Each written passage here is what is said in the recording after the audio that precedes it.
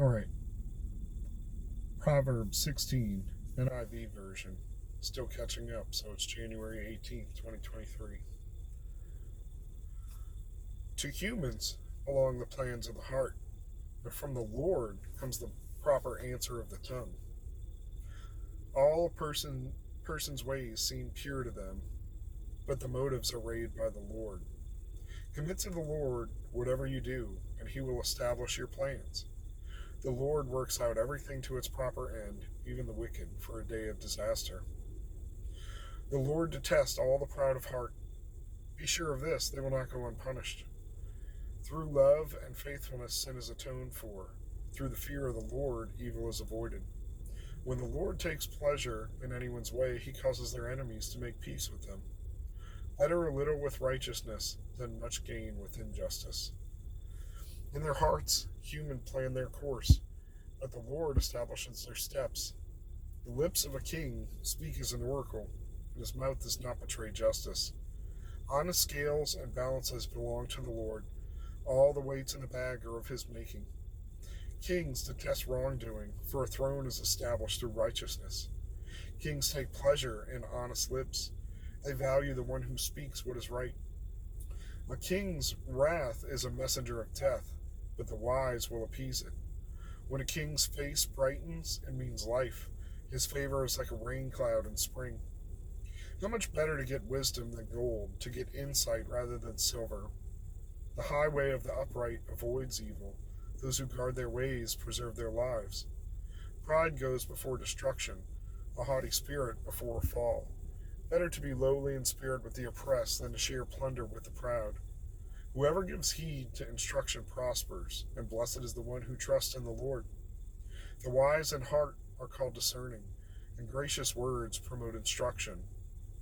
Prudence is a fountain of life to the prudent, but folly brings punishment to fools. The hearts of the wise make their mouths prudent, and their lips promote instruction.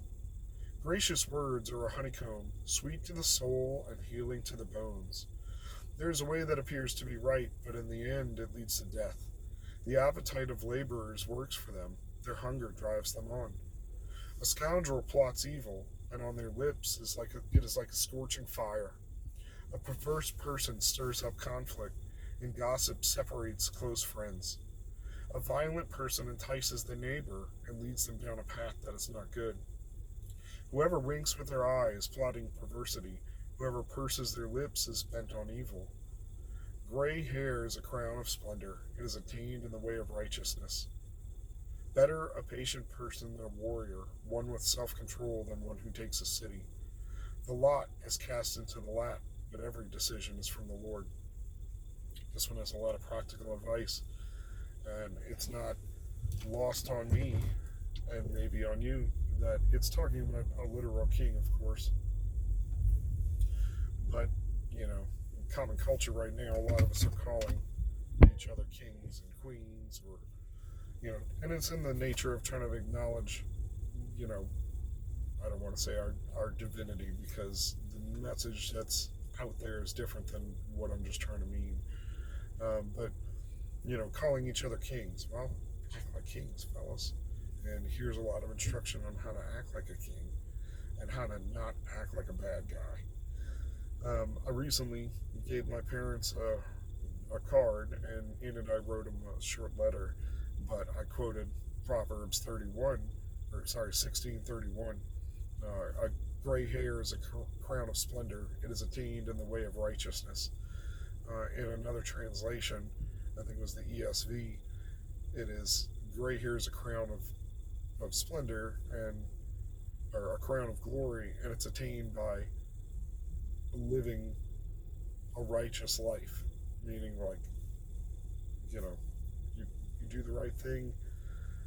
And it's like, you can look at people and see how they age, right? People who are really stressed for one reason or another age poorly and into fragility if they're not careful.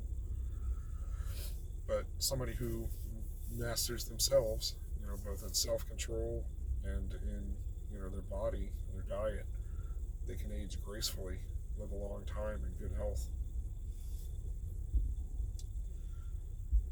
See if there's anything else I wanted to hit. like there was.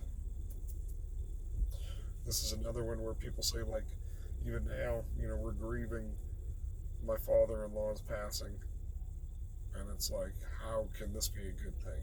It's like, well, it's not a good thing, but by being faithful, saying your prayers, reading, keeping of the right mindset, and modeling that for the rest of our family, our extended family.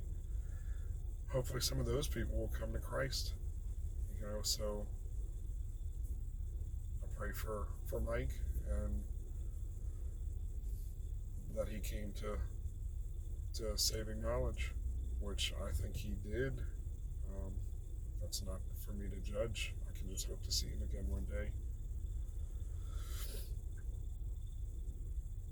I think one thing I do want to say is not just doing bad, but being prideful is something that's really talked about in this chapter.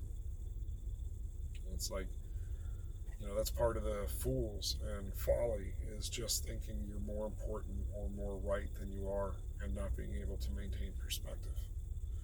So maintain perspective, be real with yourself, but do be positive. Watch how you speak to yourself, pronounce blessings on yourself, and tell yourself the way you should go, and not just like, oh man, you messed up again.